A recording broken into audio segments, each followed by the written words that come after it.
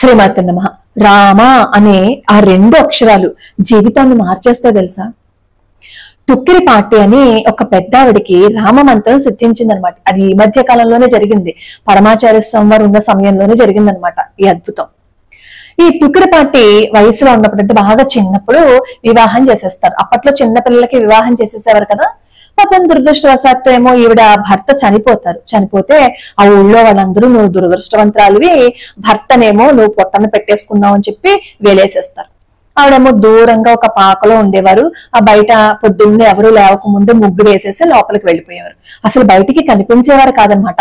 ఎవరైనా కాస్త జాలి తెలిసి ఏదైనా పెడితే తినేవారు, లేదు అంటే తన దగ్గర ఏదైనా ఉంటే అది వండుకుని తినేవారు. అలా ఆవిడ జీవితాన్ని అలా గడుపుతూ ఉండేవారు.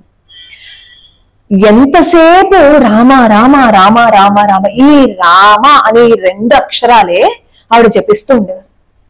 ఒక రోజు ఏమవుతుందంటే ఆ ఊళ్ళో ఒక చిన్న అబ్బాయికి కడుపు నొప్పి వస్తుంది. కడుపు నొప్పి వస్తే అప్పట్లో ఆయుర్వేద డాక్టర్లు ఉండేవారు కదా. ఆ ఆయుర్వేద వైద్యులు ఏం చెప్తారంటే కొన్ని మూలికలు చెప్పి వీటిని తీసుకురండి, తొందరగా వీటిని తీసుకుని వస్తే అప్పుడేమో నేను వైద్యం చేస్తాను, అప్పుడు వీడికి తగ్గిపోతుంది అంటారు. ఆ మూలికల కోసం ఆ ఊరంతా తిరుగుతారు, ఎక్కడా కనిపించవు. అప్పుడు వాళ్ళకి ఆశ ఏంటంటే చివరిన ఈ టుక్కిరి పార్టీ ఇల్లు ఉంది కదా, పోనీ ఆవిడ దగ్గర ఏమన్నా ఉన్నాయేమో అని చెప్పి అనుకుని ఎవ్వరికి ఆ ఇంటికి రావడానికి మనసొప్పక ఆ కడుపు నొప్పి వచ్చిన అబ్బాయినే ఈ టుక్కిరి పార్టీ దగ్గరికి పంపిస్తారు. ఆ కడుపు నొప్పి వచ్చిన అబ్బాయి అలా నొప్పితో పాపం విలువెల్లాడిపోతూ ఈ పెద్దావిడ ఇంటికి వస్తే, ఏరా ఇలా వచ్చావు, ఎవరైనా చూస్తే తిడతారు కదా, ఎందుకు వచ్చావు అంటే, లేదు బామ్మ నాకు విపరీతమైన కడుపు నొప్పిగా ఉంది, వైద్యులేమో మూలికలు చెప్పారు, అది ఎక్కడా దొరకలేదు, నీ దగ్గర ఏమైనా ఉన్నాయేమో అని వచ్చాను అంటారు.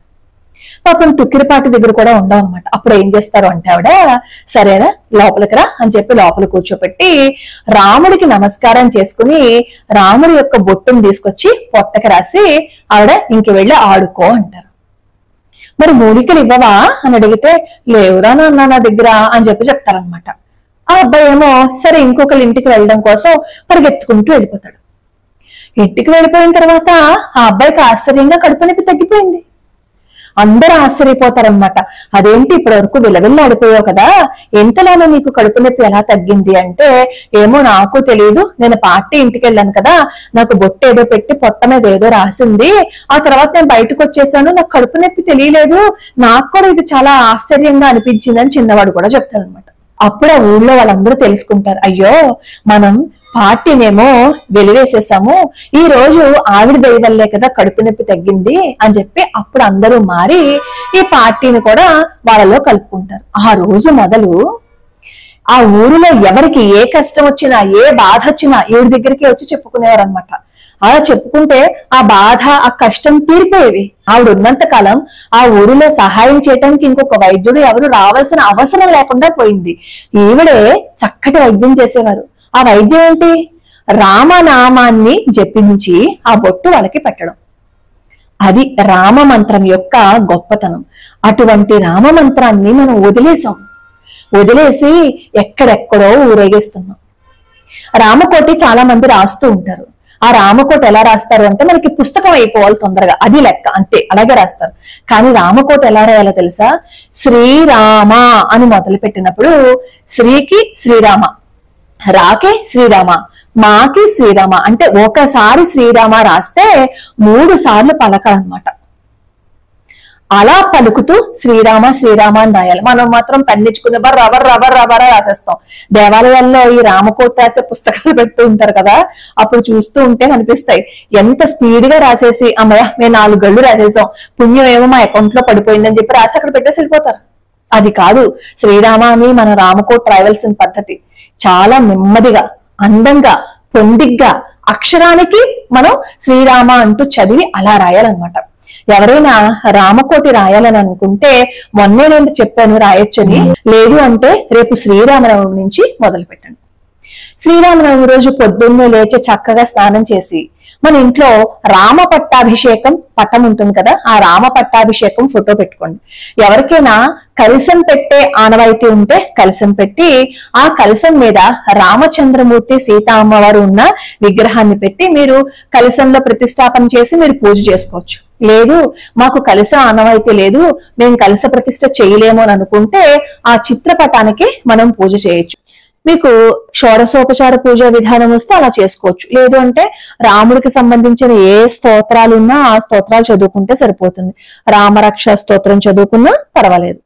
మాకు ఈ స్తోత్రాలు ఏం రావు అని అనుకుంటారా, రామ రామ రామ అనుకుంటూ అక్కడే కూర్చుని ఒక పావుగంట సేపు రాముడి నామాన్ని అలా జపిస్తూ మనకు వచ్చిన ఉపచారాలన్నీ భగవంతుడికి ఎలా చేయాలో అది మీ మనసులో అలా అనుకుంటూ స్వామివారికి ఉపచారాలు చేసేసి వడపప్పు పానకం నైవేద్యం పెట్టేసి నమస్కారం చేసుకోండి. దానితో పాటుగా రోజు దశరథుడికి కౌసల్యామాతకి కూడా పూజ చేయాలి.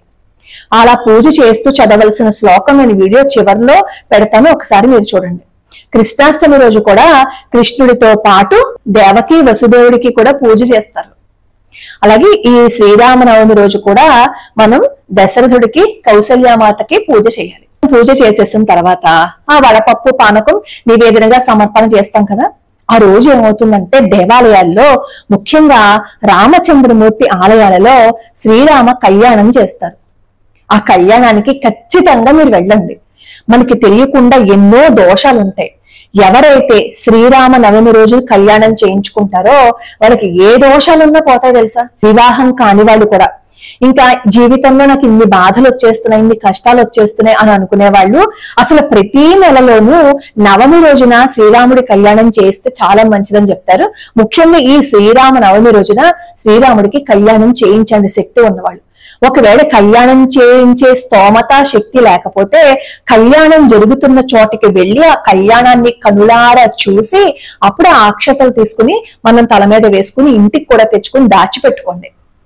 మనకి ఎప్పుడైనా సరే ఇంటికి పెద్దవాళ్ళు వచ్చినా ఏదైనా పుణ్యకార్యాలు జరుగుతున్నా ఈ అక్షతలను అందులో కలిపి నెత్తి మీద వేసుకుంటే శ్రీరామచంద్రమూర్తి అనుగ్రహం ఉంటుంది. ముఖ్యంగా ఈ కళ్యాణం చేసినప్పుడు దోషాలు పోతాయి. ఎలా పోతాయి?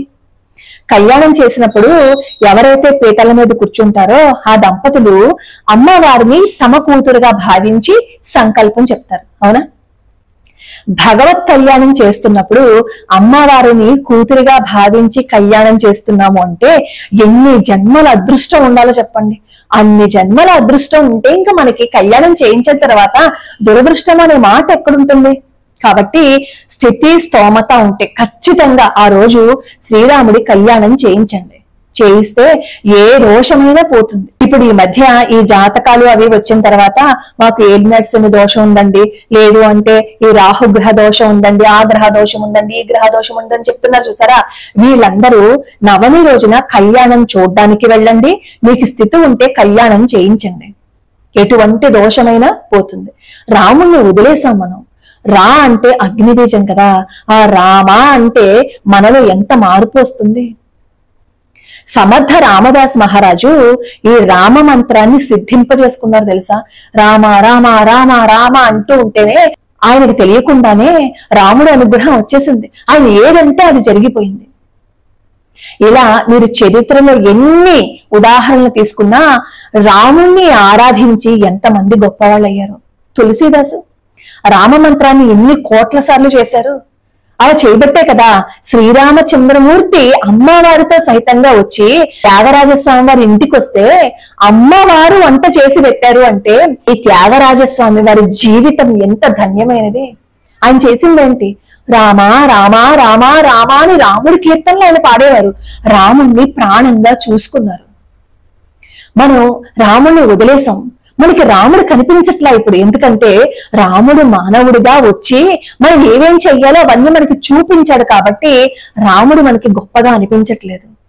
రాముడు ఒక్కసారి బాణం ఎక్కువ పెట్టారు అంటే ఎటువంటి వాడైనా సరే గడగడలాడిపోవాల్సిందే. మనకి నిజంగా ఏదైనా కష్టము బాధ వచ్చిందనుకోండి, రామ ఆపదుద్ధారక స్తోత్రాన్ని ఆపదామపహత్తారం దాతారం సర్వసంపదాం లోకాభిరామం శ్రీరామం భూయో భూయో నమామిహం అనే దాంతో సంపుటీకరణ చేస్తే గనక ఎటువంటి కష్టమైనా సరే అది తీరిపోతుంది తెలుసా. ప్రతి ఇంట్లోనూ ప్రతి వాళ్ళు మన పూజా మందిరంలో రామ పట్టాభిషేకం ఫోటో పెట్టుకోండి. చాలా మందికి ఒక మూర్ఖత్వం ఉంది. రామ పట్టాభిషేకం ఫోటో ఇంట్లో ఉంటే కష్టాలు వస్తాయని. కష్టాలు వస్తాయి కాదు, కష్టాలు పోతాయి. అసలు ఫోటో పెట్టుకోవాలంటే కొన్ని జన్మల అదృష్టం మనకి ఉండాలి. అది తప్ప ఏవేవో తెచ్చేసి మన పూజా మందిరంలో పెడుతున్నాం. రాముడు ఫోటో రేపు రామనవమికి తెచ్చుకుని పెట్టుకోండి. అలాగే ఈ రామనవమి రోజున కళ్యాణం చేయించుకోవాలి అన్నా, మధ్యాహ్నం మీరు పూజ చేసుకోవాలన్నా ఆ రోజు ఉపవాసం ఉండాలి. ఉపవాసం అంటే ఏంటి? పొద్దున్న నుంచి ఆహారం ఏమీ తీసుకోకుండా కళ్యాణం అయిపోయిన తర్వాత కావాలంటే మీరు ఏదైనా ఆహారం తీసుకోండి. ఒకవేళ మేము ఉపవాసం ఉండలేము అని అనుకునే వాళ్ళు మీరు పలహారం చేసేయచ్చు. కానీ కళ్యాణం అయిన తర్వాత అప్పుడు మీరు ఏదైనా భోజనం చేయండి. ఎందుకంటే ఈ పూజ కళ్యాణం అవ్వకుండా భోజనం చేయడం అంత కరెక్ట్ కాదు కదా. ఒక్కసారి ప్రయత్నం చేయండి. మన జీవితాన్ని మార్చే 2 అక్షరాలు రామ. ఆ రామ అనే ఆ 2 అక్షరాల్ని పట్టుకొని చూడండి, జీవితమే మారిపోతుంది. లోకా సమస్తా సుఖినో భవంతు, సర్వే జనా సుఖినో భవంతు.